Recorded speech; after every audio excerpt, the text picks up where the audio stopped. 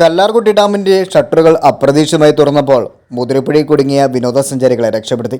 ഇന്ന് ഉച്ചയോടെയാണ് സംഭവം. കർണാടക സ്വദേശികളായ ടൂറിസ്റ്റുകളാണ് പുഴയിൽ കുളിക്കാനിറങ്ങിയത്. ഈ സമയം ഡാമിൻ്റെ ഷട്ടർ ഉയർത്തിയത് മൂലം പുഴയിൽ വെള്ളമുയർന്നു. തുടർന്ന് ഇവർ സമീപത്തെ പാറയിൽ കയറിയിരിക്കുകയായിരുന്നു. ബഹളം കേട്ട് ഓടിയെത്തിയ നാട്ടുകാരാണ് വിവരം ഡാം അധികൃതരെ അറിയിച്ചത്. തുടർന്ന് ഏണി ഉപയോഗിച്ച് ഇവരെ രക്ഷപ്പെടുത്തുകയായിരുന്നു.